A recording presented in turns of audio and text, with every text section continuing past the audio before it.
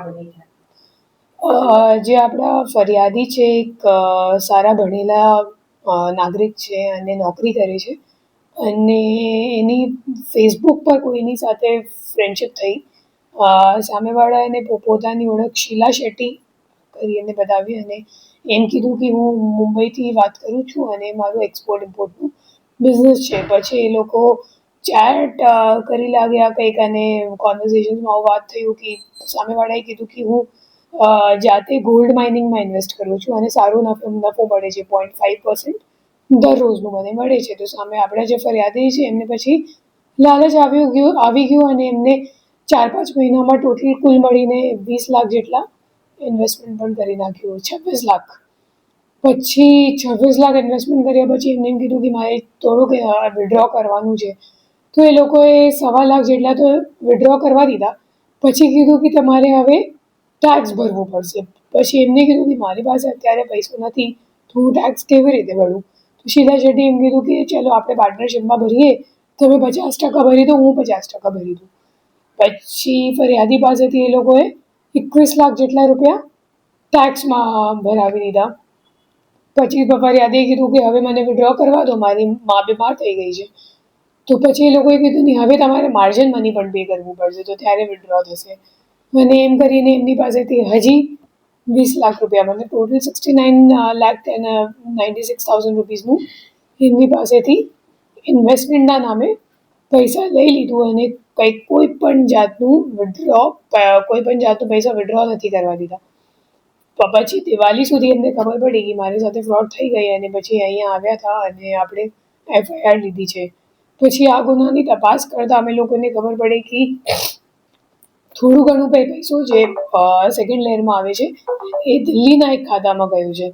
પછી દિલ્હીના જે ખાતા છે એમની તપાસ કરતાં અમે લોકોને ખબર પડી કે એ જો ખાતું છે એક નાગપુરનો રહેવાસી છે એમનું છે અને એમની જે બેન છે શ્રદ્ધા ગજબિયા. તો એ બંને જણા એક એસેન્સ કરીને કંપની રજિસ્ટર્ડ છે, એમના ડાયરેક્ટર્સ પણ છે અને એમના અકાઉન્ટમાં આવેલું હતું. પછી અમે લોકોએ શ્રદ્ધા ગજબિયાને ટ્રેસ કરવાની પ્રક્રિયા શરૂ કરી અને ખબર પડી કે એ નોકરી કરે છે હાલ હૈદરાબાદમાં.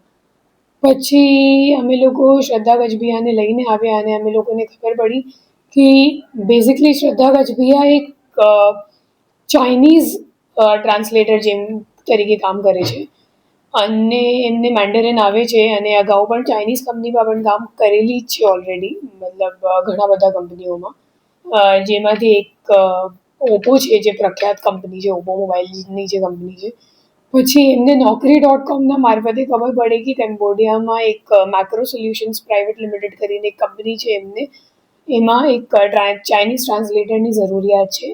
પછી એમનું ઇન્ટરવ્યૂ થયું પેલા કંપનીમાં અને સામેવાળા એને પોતાની ઓળખ નીરજ ગુપ્તા કરીને આપી અને એમનો ઇન્ટરવ્યૂ લીધો ઝૂમ મિટિંગમાં.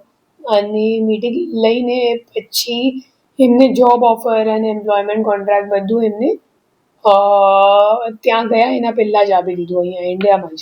એના સિવાય એમનું વિઝા અને ટિકિટ વગેરે પણ બધું એ લોકોએ કરાવીને પછી એમને ત્યાં મોકલ્યું કેમ્બોડિયા જઈને એમને પહેલા દિવસ તો હોટેલમાં રોકાણ કરાવ્યા. હોટેલમાં રોકાણ કરીને પછી એમને કંપની સુધી લઈને ગયા આગલા દિવસ. અને જ્યારે કંપનીમાં ગઈ તો એમને એમ કહેવામાં આવ્યું કે તમે એકવાર 1 અઠવાડિયા સુધી જુઓ કે શું ચાલે છે અહીંયા. પછી એમને જોયું કે અલગ અલગ ટીમો છે અહીંયા. એક એઆઈની કોલ કરવાની ટીમ છે જેમાં તમે અગર વાત કરો તો તમારું શું કહેવાય વોઇસ બદલાઈ જાય. તમે છોકરી તરીકે વાત કરો તો છોકરા જેવું સામેવાળાને એવી રીતનું. પછી એક અકાઉન્ટ્સની ટીમ છે, તો જે પૈસા આપણે ખરેખર અહીંયાથી જે વિક્ટિમ્સ વગેરે મોકલે છે તો એને ઠેકાને લગાવવાનું કામ એ અકાઉન્ટ્સવાળી ટીમ કરતી હતી. પછી એક આઈટી કંપની છે, તો આપણે જે ફેક વેબસાઇટ ઉપર જે પોર્ટલ પર એ લોકો બતાવે છે કે તમારું ઇન્વેસ્ટમેન્ટ આટલું હતું અને આટલું દેખાય છે, તો એ પણ ત્યાં એક બીજો મતલબ ટીમ છે આઈટી કરીને. અને એ લોકો ઘણા બધા વિક્ટિમ્સ મતલબ ઘણા બધા દેશના વિક્ટિમ્સને ટાર્ગેટ બનાવે છે. મોટાભાગના 4 દેશો છે, ઇન્ડિયા, અમેરિકા, જર્મની અને ચાઇના. અને ઇન્વેસ્ટમેન્ટ ફ્રોડ મોટાભાગે એ લોકો ઇન્ડિયા અને ચાઇનામાં કરે છે.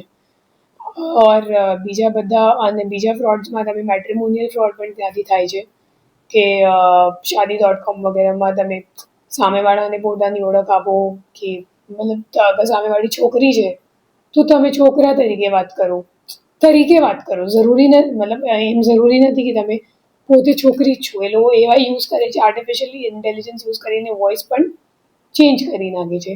તો એવી રીતની આખી પ્રક્રિયા ત્યાં ચાલતી હતી અને એ લોકો એક ઇન્વેસ્ટમેન્ટ પોર્ટલને એક પ્રોજેક્ટ તરીકે બતાવતા હતા કે અત્યારે આ પ્રોજેક્ટ ચાલુ છે અને પતવામાં આવશે. તો એમનું એમ કહેવાનું હતું કે હું જ્યારે ગઈ તો ત્યારે એમનું જે ઇન્ડિયાવાળું પ્રોજેક્ટ હતું એમનું એમ કહેવાનું હતું કે સામેવાળાએ કીધું કે તમે અત્યારે જુઓ કે એમ કે એક અઠવાડિયામાં આ પ્રોજેક્ટ પતી જશે અમારું. તો એમ કરીને કદાચ એ લોકો ઘણા બધા પોર્ટલ ઊભા કરીને એમને એક પ્રોજેક્ટ ના રૂપે પ્રેઝન્ટ કરતા હતા. પણ એમાં એ લોકો એક ચાઇનીઝ લીશમ કરીને એક ચાઇનીઝ મેનેજર હતો ત્યાં. તો એ ટીમ લીડર તરીકે કામ કરતો હતો અને બધાને બતાવતો હતો કે તમારે શું શું કરવાનું છે. અને ઘણા બધા વિશ્વના માણસો ત્યાં એમ્પ્લોય તરીકે મતલબ રોકાયેલા છે, જેમાં ભારતના પણ છે, પણ પાકિસ્તાની પણ છે, નેપાળી પણ છે, શ્રીલંકન્સ પણ છે અને ચાઇનીઝ પણ છે. તો એવા જે આપણે શું કહેવાય મિડલ ઇન્કમ કન્ટ્રીઝ અને પુઅર ઇકોનોમીઝવાળા જે લોકો હોય જે જોબની અપેક્ષામાં ત્યાં જતા રહે, પછી એમને $1,500 શરૂઆતમાં પેમેન્ટ કરવામાં આવે છે, $1,500 પર મંથ. તો આપણી જે મતલબ અત્યારે જે શ્રદ્ધા ગજબિયા છે તો એમને ટોટલ એ લોકોએ $3,000 આપ્યું 2 મહિનાનો પગાર. પછી એ આવી ગઈ એમને એમ કીધું કે મારે અહીંયા નથી કામ કરવું. તો એમનો કંઈક ડિડક્શન કરીને પછી એમને પરત ઇન્ડિયા આવી તો દીધા. પછી ઇન્ડિયા આવી ગઈ, એમને 3-4 મહિનો થઈ ગયું. પછી લીચમ કરીને જે મેનેજર છે, ચાઇનીઝ મેનેજર, એમને કોન્ટેક્ટ કરીને કીધું કે અમારી પાસે કંઈક 435 જેટલા મોબાઈલ નંબરો છે એમાં રિચાર્જ કરવાનું છે અમારા કામ માટે, કંપનીના કામ માટે. તો પછી શ્રદ્ધાએ હા પાડી દીધું અને 43,000 રૂપિયાની કમિશન માટે લગભગ 1,20,000 રૂપિયા જેટલાનું રિચાર્જ 435 મોબાઈલ નંબર ઉપર કરાવ્યું. અને જે રિચાર્જ કરનાર ડીલર છે એમનો જ્યારે બેંક અકાઉન્ટ ફ્રીઝ થઈ ગયું તો એમને ખબર પડી કે એમની પાસેથી કોઈએ ખોટું કામ કરાવ્યું છે. તો પછી અમે લોકોએ એમને નરેન્દ્રભાઈ છે તો એમને નાગપુરથી લઈને આવ્યા અને ખબર પડી કે એમને પોતાની મતલબ જૂની ઓળખ હતી ગજબિયા પરિવાર સાથે અને એમને ખબર નહોતું કે શા માટે એ લોકો રિચાર્જ કરાવે છે. એમને એમ લાગ્યું કે શ્રદ્ધા ગજબિયા જે કંપની માટે કામ કરે છે તો એ કંપનીની જરૂરિયાત હશે અને કંપનીના કામ માટે કદાચ એ લોકો રિચાર્જ કરાવે છે. તો અમે લોકોએ જ્યારે NCCRB પોર્ટલ પર ચેક કર્યું તો ખબર પડી કે 435 મોબાઈલ નંબર ઉપર કુલ 34 ફરિયાદો નોંધાયેલ છે અત્યાર સુધીમાં. અને એ લોકો અત્યારે ગંભોડિયામાં બેસીને ઘણા બધા લોકોને અત્યારે પણ વિક્ટિમ્સ બનાવે જ છે. नमस्कार, मैं महेंद्र सिंह परमार और आप देख रहे हैं समृद्ध भारत न्यूज। सूरत में पेयजल संकट के बीच मेयर की गैरजिम्मेदाराना प्राथमिकताएं। सूरत शहर के कई इलाकों में पिछले दिनों से गंदे और दूषित पानी की आपूर्ति की शिकायतें लगातार सामने आ रही हैं। नागरिकों को मजबूरी में ऐसा पानी पीना पड़ रहा है, जिससे स्वास्थ्य संकट गहराता जा रहा है। इसके बावजूद यह अत्यंत दुर्भाग्यपूर्ण है कि शहर के प्रथम नागरिक माने जाने वाले सूरत के मेयर इस गंभीर समस्या पर तत्काल ध्यान देने के बजाय कथित तौर पर एक मैच खेलने में व्यस्त नजर आए। जब शहरवासी पेट दर्द, उल्टी, डायरिया और अन्य जलजनित बीमारियों के खतरे से जूझ रहे हैं, तब मेयर का इस प्रकार से जिम्मेदारी से मुंह मोड़ना उनकी संवेदनहीनता और प्रशासनिक विफलता को दर्शाता है। जनता यह जानना चाहती है कि क्या जनप्रतिनिधियों के लिए खेल और निजी कार्यक्रम नागरिकों के स्वास्थ्य और जीवन से अधिक महत्वपूर्ण हैं। हम मांग करते हैं कि दूषित पानी की आपूर्ति के लिए जिम्मेदार अधिकारियों पर तत्काल कार्रवाई की जाए। प्रभावित इलाकों में शुद्ध पेयजल की वैकल्पिक व्यवस्था तुरंत की जाए। मेयर जनता को यह स्पष्ट करें कि उन्होंने इस संकट को प्राथमिकता क्यों नहीं दी। सूरत की जनता अब आश्वासनों से नहीं, ठोस और त्वरित कार्रवाई से राहत चाहती है। यदि प्रशासन ने समय रहते कदम नहीं उठाए तो इसके गंभीर परिणामों की पूरी जिम्मेदारी नगर निगम और मेयर की होगी।